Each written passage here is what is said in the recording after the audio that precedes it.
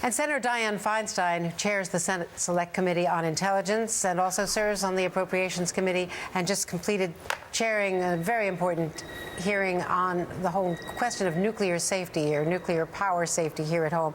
Senator, great to see you. I wanted to talk to you first about Libya, then about the nuclear issues. We were just talking to Brian Williams, as you saw, about his interview with President Obama. Where do you stand on whether or not we should be arming the rebels? I have concern about it. There is reportedly some intelligence that indicates a connection with al-Qaeda, possibly a training unit in Libya. I think the question of arming the rebels is one that we hearken back to Afghanistan, where we armed the Mujahideen and then found those weapons later on used against us. I don't want to see that happen. I actually think that the most fundamental problem is what to do about Gaddafi. Reports are that Gaddafi is putting troops in civilian dress. Reports are that the rebels are retreating. Gaddafi has shown every sign of recalcitrance. He is not going to quit. He is going to stay the course. And therefore, it begins with Gaddafi and it ends with Gaddafi. And I've just looked at the sortie numbers, which are way up there in terms of number of strike sorties and number of sorties flown. There's an enormous amount of firepower of Tomahawk missiles being used. That's not going to do it. And you have to get, I think, at the head of the snake here. And the snake in this case is Muammar Gaddafi. And he's got to go. If he's got to go, how are we going to affect that movement? I think that's really the question.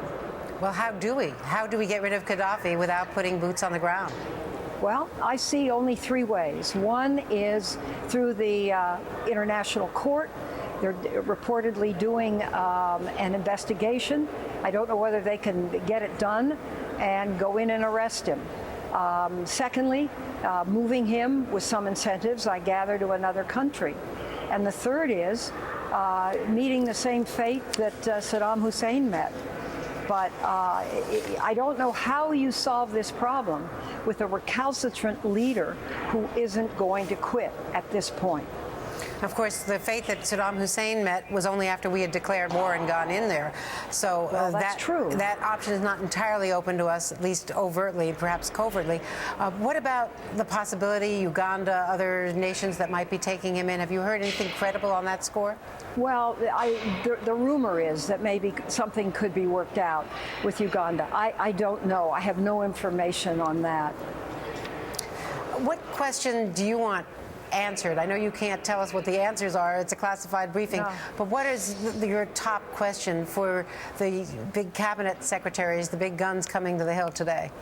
Well, I'm going to want to know specifically what are they going to do about Muammar Gaddafi, and when is it going to happen?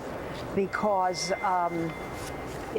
there's a lot of bombing going on, and it doesn't appear that that's going to solve the problem. There's an immense gathering of forces of many nations out there.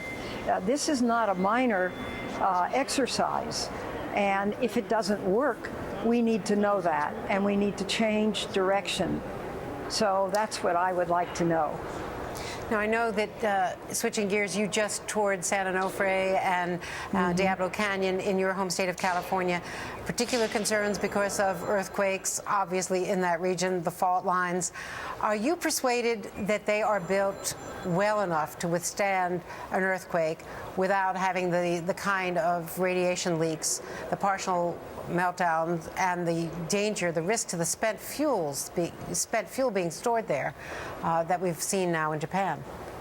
Well, they were built based on what's called a design basis, which is a set of probabilities of what could be expected, and that the facilities must meet that set of expectations. Now, they're older facilities, but what came through to me was the spent fuel ponds being so close to the reactor. It's really, for me, I think the safety is very good in the reactor itself. I think there is a problem with how we handle spent fuel, and that ought to be looked into more deeply. I think we do need regional waste deposits that can be run by the federal government. Right now, the dry casks, which were meant for the transportation of fuel rods to a waste depository, are being used for permanent storage. So I think the NRC ought to have some independent assessment done on how we handle nuclear waste, what the policy should be, what the regulation should be for the safe handling of these wastes, not just for 20 years or 100 years, but this is forever, and it needs to be solved now. Senator Dianne Feinstein, thank you very much. Thanks for joining us today. Right.